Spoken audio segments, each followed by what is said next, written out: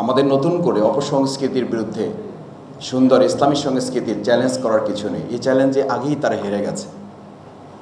এই সূরা যখন নাজিল হয় তখন প্রথম দুটি আয়াত দিয়ে তারপরে বলা হয়েছিল, তোমরা সবাই মিলে এই আবুল হাকাম সহ যারা আসো, পরের একটা লাইন তৈরি করে যদি নিয়ে আসতে পারো তাহলে তোমাদের সব কিছু মেনে নেওয়া হবে।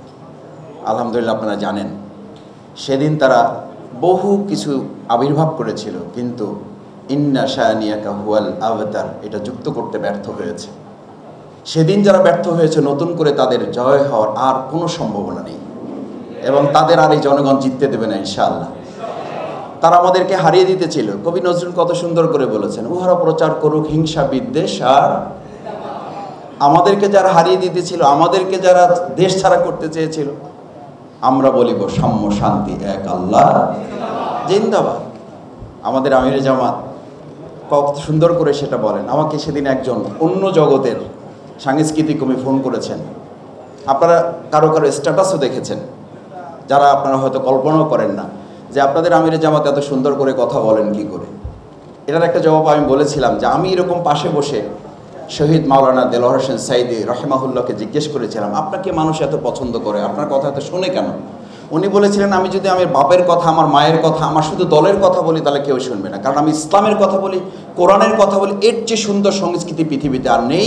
যেই কারণে মানুষ এটা পছন্দ করে। আমিরে জামাত ইসলামের কথা বলে, দেশের কথা বলে, দেশপ্রেমের কথা বলে, সেই জন্যই কথাগুলো সুন্দর সুন্দর। এই পরাজয়কে আমাদেরকে হারিয়ে দিতে পারবে না ইনশাআল্লাহ। আমাদেরকে দেখেন, আমি এটা বলছি এই জন্য যে এরকম একটা পরিস্থিতি আসলে তাদের নেতারাই বলেছিল 5 লাখ 10 লাখ লোক মারা যাবে। মনে আছে আপনাদের? সেই ওবায়দুল কাদের সাহেব কোথায় আছেন আল্লাহ ভালো জানেন, প্রশাসন ভালো জানে। তিনিও তো বেঁচে আছেন এখনো, এবং তার সেই 5 লাখ 10 লাখ লোক তো মারা যাননি। তার মানে তাদের অপরাধের প্রবণতা তারা জানতেন, কিন্তু প্রতিশোধের প্রবণতাটা এই দেশ এবং জাতি বাংলাদেশ ইসলামপন্থী লোকেরা সেই জায়গাটা আমরা প্রতিশোধের রাজনীতি গ্রহণ করি নাই বলি কবি নজরুলের সেই সুন্দর কথা আছে, উহাদের ভাবি মাসি পিপিলিকা তাই মারি না দয়া করে।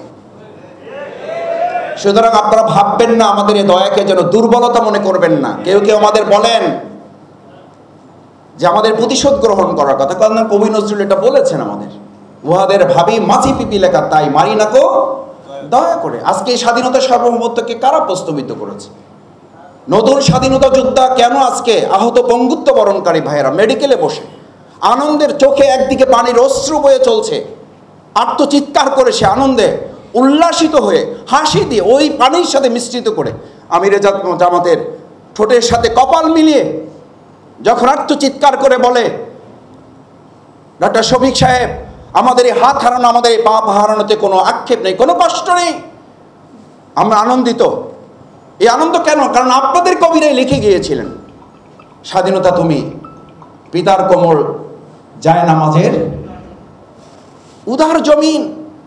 এই জায়নামাজ, এই উদার জমিন, এই পিতার কোমলকে কারা রক্তাক্ত করেছেন?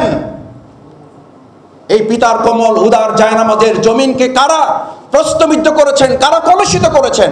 তার জবাবের অংশ হিসাবে আজকে আপনাদেরকে দেশ ছাড়া হতে হয়েছে। এই স্বাধীনতাকে আমাদেরকে আবার নতুন করে আরেকবার স্বাধীন করতে হয়েছে। সুতরাং আমি শুধু আপনাদেরকে আহ্বানটুকু জানিয়ে শেষ করতে চাই, এই দেশ যেন আরেকবার স্বাধীনতার জন্য আমাদের হাজারো তরুণ ছাত্র জনতাকে জীবন দিতে না হয়, সেজন্য আপনারা যারা এখানে এসেছেন, আপনাদেরকে কবি ফররুখ আহমেদের একটি চমৎকার আহ্বান আছে। তিনি আপনাদেরকে বলেছিলেন যে আপনারা এখন যারা এখানে আছেন, আপনারা যারা মনে না করেন আমাদের সব কিছু অর্জন হয়ে গেছে, আপনাদের এটা মনে রাখতে হবে। আপনাদের সামনে তিনি উল্লেখ করেছেন, জাগো বন্দরে কৈফিয়তের তীব্র ভুরুকুটি হেরি। এই বন্দরগুলোতে আজকে যে অবস্থা আছে, এখান থেকে আমাদের তীব্র ভুরুকুটি, আমাদের প্রশাসনের রক্তচক্ষু প্রশ্নের সমস্ত গুলিবিদ্ধ অবস্থাকে অতিক্রম করে পরের লাইনটা আমাদের শেষ কথা, জাগো অগণন ক্ষুদিত মুখের নীরব ভুরুকুটি হেরি। ক্ষুদিত মুখ বলতে শুধু খাবারের নয়, এই আপনারা যারা বলতে চেয়েছিলেন, আপনাদের শুধু মুখ বন্ধ করা হয় না, এই লেখক, কবি, সাহিত্যিক, সাংস্কৃতিক কর্মীদের কলমগুলোকেও তারা বন্ধ করে রেখেছিল। এই উন্মুক্ত কলমগুলোকে আগামী দিনে সুন্দর বাংলাদেশ গড়ার কাজে আমরা সবাই কাজে লাগাবো ইনশাআল্লাহ।